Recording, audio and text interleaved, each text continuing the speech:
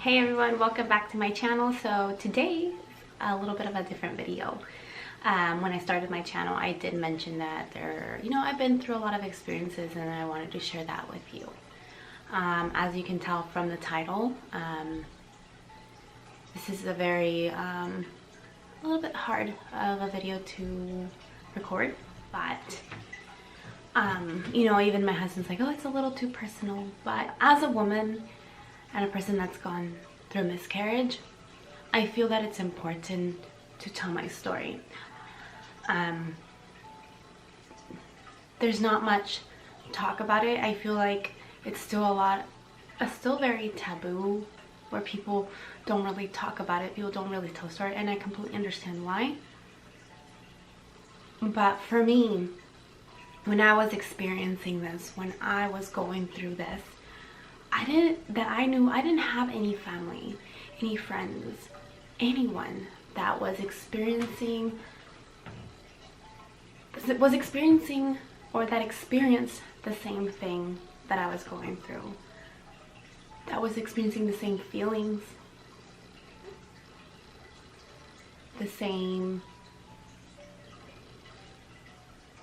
mixture of emotions, that could truly, fully understand what I was going through. There was nobody that I can connect.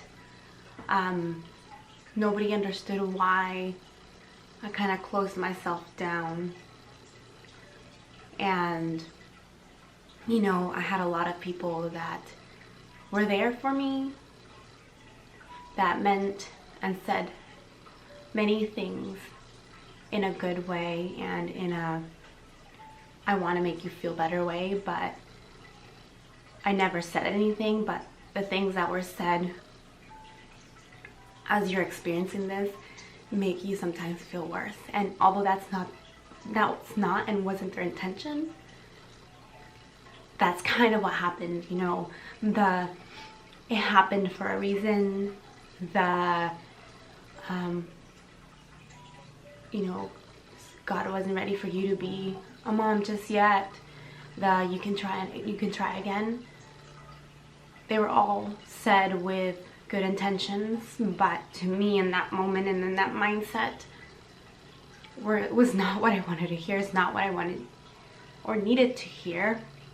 But they didn't know that. They didn't know my emotions or what I was going through.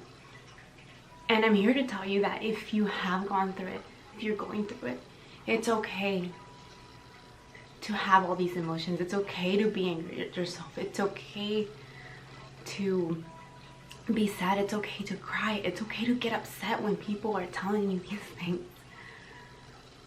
But we can't dig ourselves deeper in that, and we have to come out of that emotion at some point, because it can get really difficult. Like when I was going through it, when that happened to me, I resorted to the internet. I was Googling miscarriages because you know what's happening, or you know what it means, but you don't fully understand. So you begin going online and searching, looking for women to connect, to seek comfort, to seek the fact that it's okay to feel the way you do. And that's the first thing that I did. And I would read these stories and I would see these videos, and I found some comfort in them. So my hopes for this video and telling my story is for me to be able to give some comfort to another woman out there experiencing the same thing, or that has or is currently going through it. And if I can help at least one person out there, my heart will be happy. So this is my miscarriage story. Since I was younger, I always knew I wanted to be a mom. That's just something that I always knew that I wanted to be deeply, and just craved to be a mom, to be a mother. That feeling I always knew I wanted to be. So we got married on September 17th of 2010. And we decided that we wanted to have kids right away. So TMI, but we started trying right away. So we started trying, and we were so fortunate and have been to be able to conceive right away. In October, I found out that I was pregnant with our first child. We were thrilled. We were so happy, as any parent would be, as any person would be, trying to conceive, getting that big positive. We were over the moon. It was our first child for both of us, my first pregnancy. And we were excited. So I immediately called and booked an appointment with my doctor. I know typically they say 8 weeks, but they actually saw me starting at 6 weeks. I found out pretty early that I was pregnant. I was about five weeks. Every single visit that we had was great. The baby was growing. We heard heartbeat, healthy heartbeat. Every time we would hear that heartbeat, we were thrilled. We started looking up names. What if it's a boy? What if it's a girl? Started looking up names. I'd find myself at stores finding all these clothes and looking at them, trying to buy something gender neutral because I didn't know what I was having yet.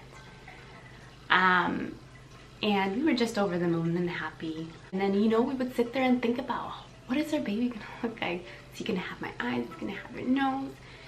My husband has really prominent eyebrows, so is he gonna have your eyebrows? Or she? We were just so happy. The holidays came. I was 12 weeks, and it's typically going into your second trimester when you are considered in the safe zone. So I said, and it was our first baby, so we were like, let's tell our family. We told our parents first. So we told them, we're all excited. And then Christmas came, and I said, okay, well, let's tell the whole family, because at this time it was actually going to be at my mom's, and my whole family was there. My aunts, my cousins, everybody was going to be there. So back when we still had Babies R Us, I found a maternity top that said, it was a red long sleeve. I have a picture I'll post somewhere here, and it said, "'Tis the season to be pregnant." And I was like, well, perfect way, I'm not gonna say anything. I'm just gonna see who kind of finds out by just reading my shirt. And yeah, in came the new year. So my 13-week appointment came up.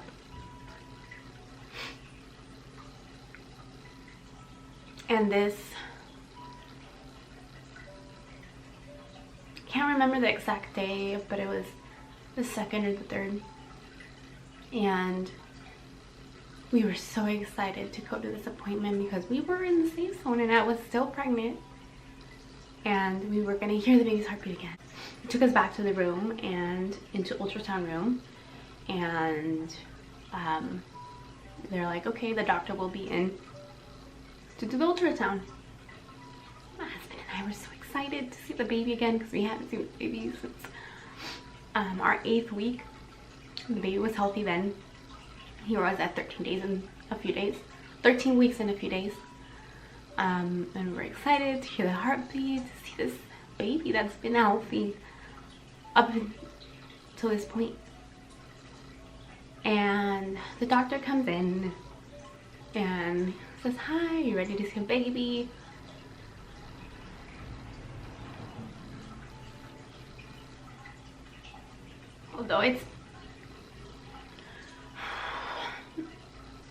Although it's been years, it's still difficult to talk about. It's still something that truly you feel here, even after it's been so long, because it's a baby that you might not have held or that you had, and it's just kind of taken away from you.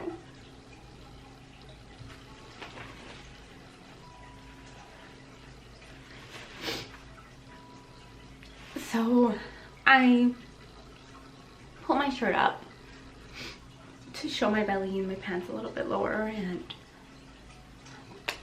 the doctor starts, you know, doing the ultrasound, starts moving around. He kind of pulled the monitor towards him. At that point, I had this feeling something was not okay. And he looks at it and looks at the nurse and looks back at the camera and is trying. And he's like, okay. He's like, we, you know, it's kind of difficult for me to see right now. So I do have to do vaginal ultrasound, intravaginal ultrasound. That way I can see more clear. So I said, okay. He walked out of the room, the nurse walked out of the room. You know, I undressed from my waist down, and I looked at my husband with this worry in my face.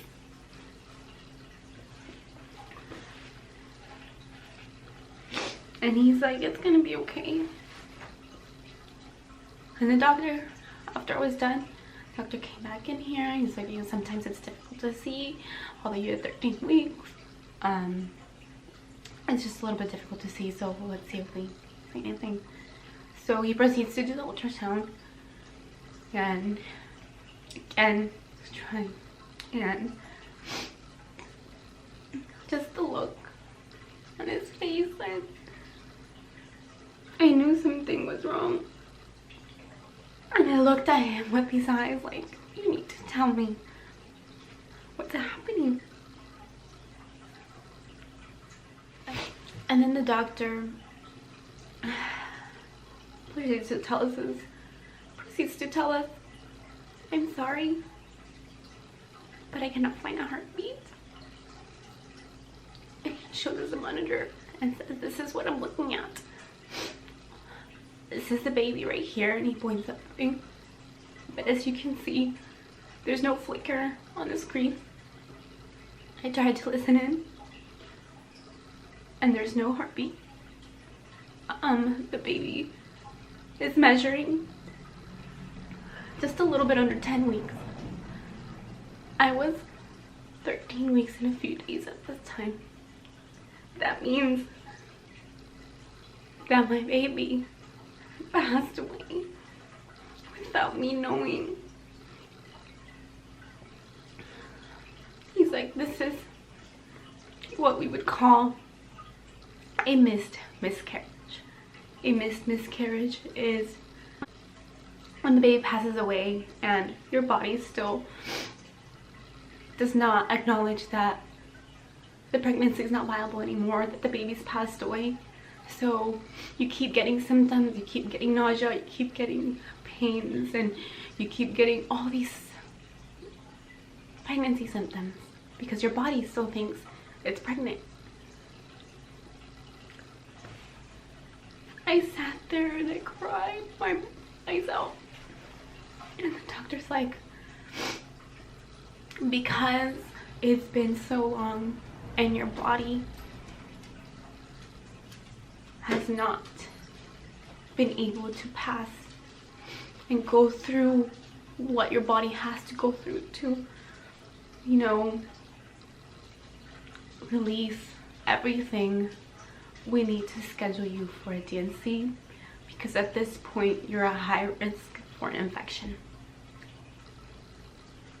I didn't know what that was, and he's like, and I asked him like, what is that? He's like, we need to go in and help your body remove the baby.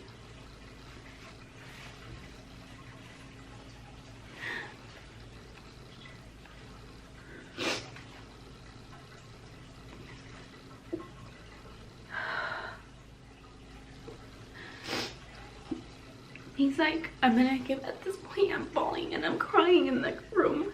My husband's crying too.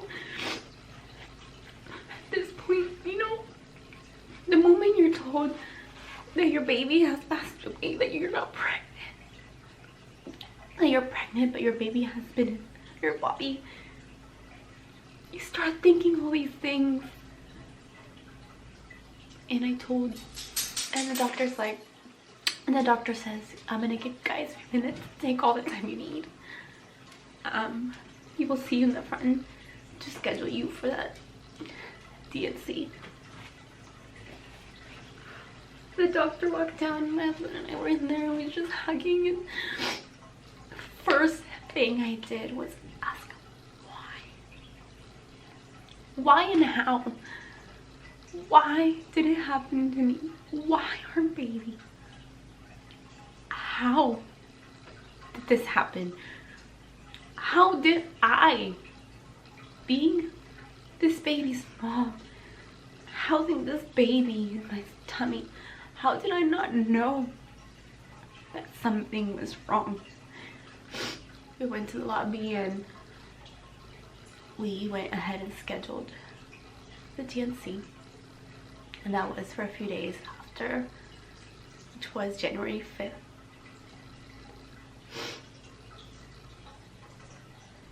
The drive home was quiet, besides me crying. And my husband would hold my hand and he would say, it's gonna be okay. We're gonna be fine. He's trying to be strong for me. Because the moment I didn't feel strong. And I was asking why us? How did I not know?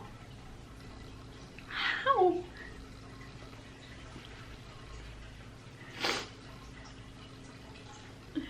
And then we were almost home and I'm like, I don't know how I'm gonna tell anybody. We lived with his parents. I'm like, how are we gonna? In my head, I'm like, I don't want to say anything. I don't want to talk to anyone. I don't want to. We just told them a few weeks ago, or a week ago, that we were pregnant. We got home. I went straight to my room and laid there, holding my tummy, and just in my head saying, why me? Why me? All these past couple of weeks, I was talking to my belly and my baby had already passed away. I kept asking myself, what could I have done for this baby to be here? Like, what could I have done differently? And then, you know, when you're going through this, you have so many emotions because you're grieving. And this miscarriage was so difficult for me because I thought back on how long I went pregnant and how my body wasn't able to tell me that my baby was already gone. And the fact that my baby just was holding on so tight to this baby and was not letting go.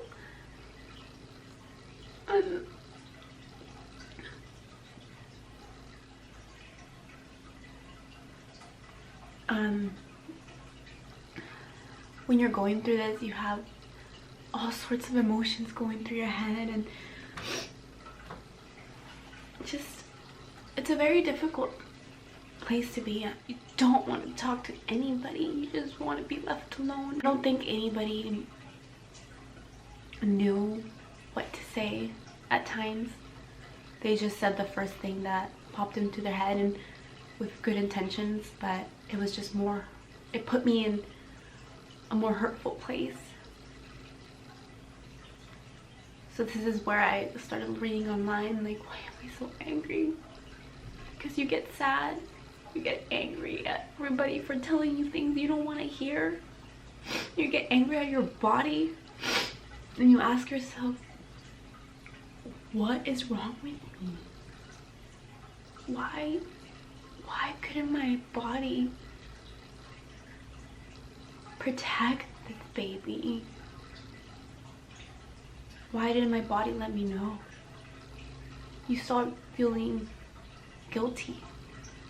What did I do to make this happen? Where, since our last appointment at 8 weeks, where till now did I mess up? At what point did I do something that made this happen?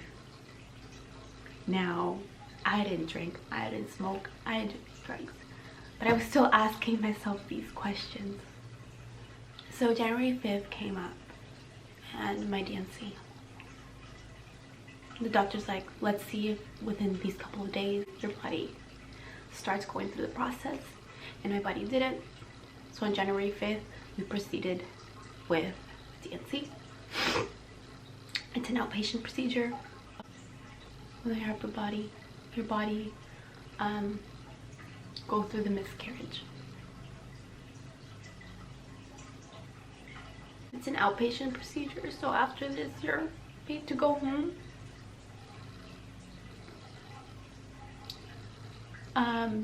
This next part might have a lot of details, so if you don't want to hear it, just skip on through.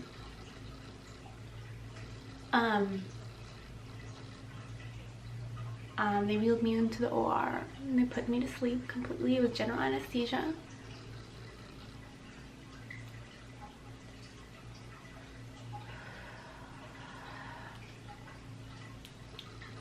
I woke up of anesthesia as they were wheeling me out of the OR, and I just started crying.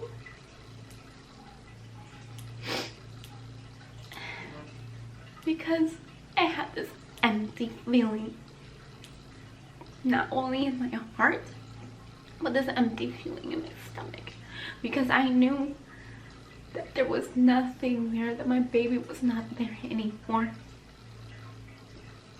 And I had cramping and bleeding. I had to use one of those thick, like 2 of those thick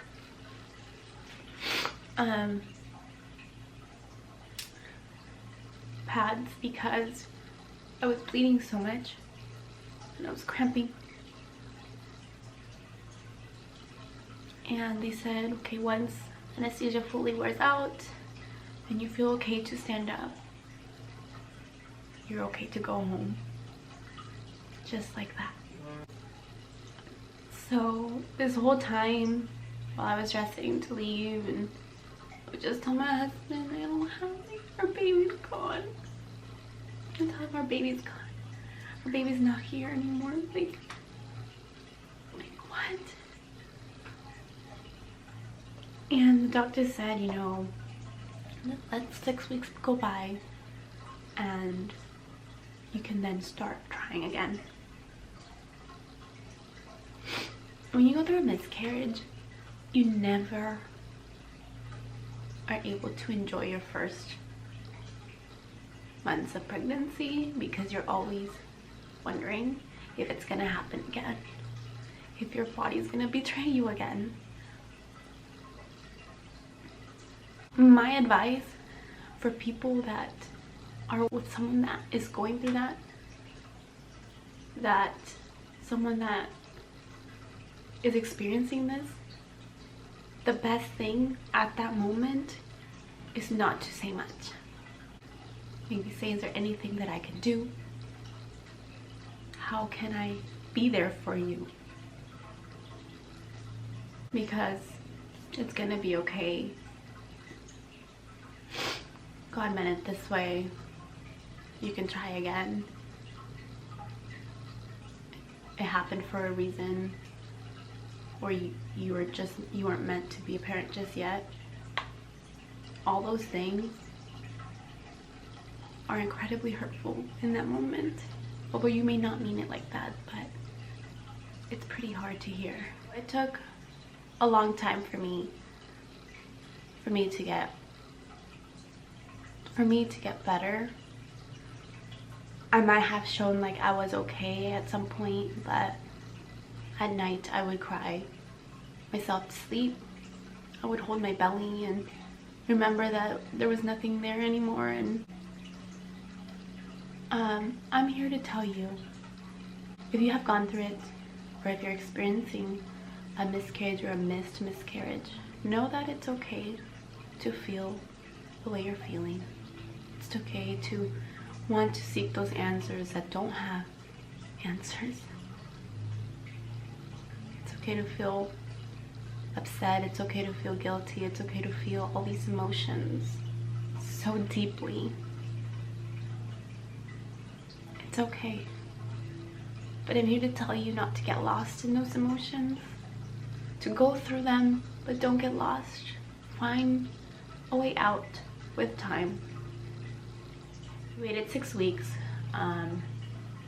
We started trying at the end of February, and we fell pregnant again in March. During the first month, the first trimester of my second pregnancy, I was so worried, so concerned. I did not enjoy it whatsoever. During my first pregnancy, I didn't have any spotting or anything.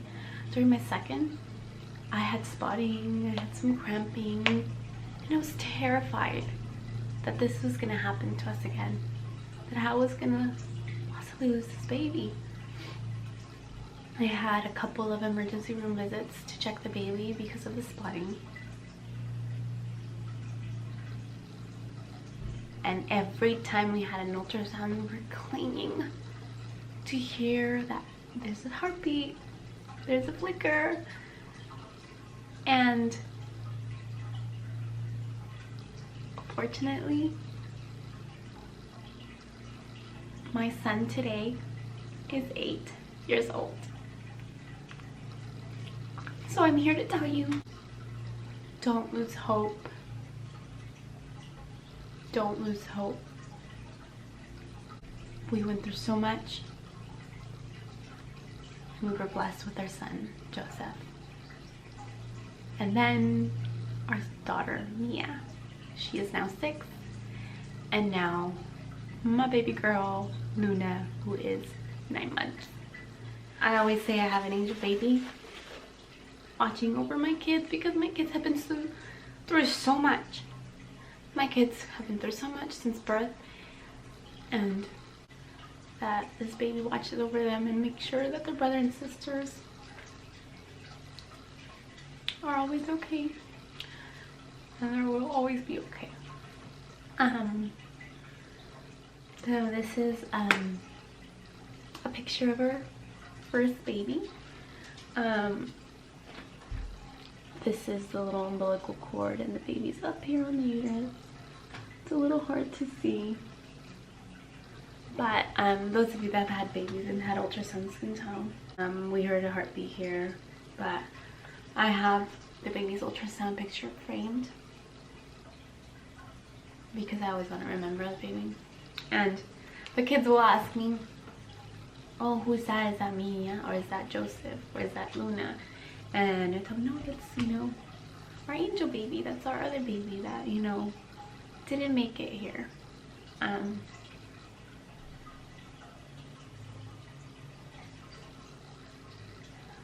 So if you have any questions for me that I might have not answered, that you're probably still looking for, leave a comment in the comments below. I'm here to connect with you guys. I'm here to share with you guys. I'm here to tell you there's light at the end of that tunnel, that you might be feeling like the world is crashing down on you, because at that moment it truly feels like it is. But I'm here to tell you that you're okay, and it's okay to feel everything you're feeling. It's okay to be angry at people. It's okay to be angry at yourself. It's okay to go through all these emotions. But don't get lost in them. I think it's important that we tell our stories, that we share, because 1 in 4 women experience a miscarriage, a pregnancy loss, infant loss. Also, October isn't only Breast Cancer Awareness Month, it's also Pregnancy and Infant Loss Awareness Month. In addition to that, October 15 has been declared Pregnancy Loss and Infant Loss Remembrance Day. So worldwide, in your respective time zone, at 7 p.m.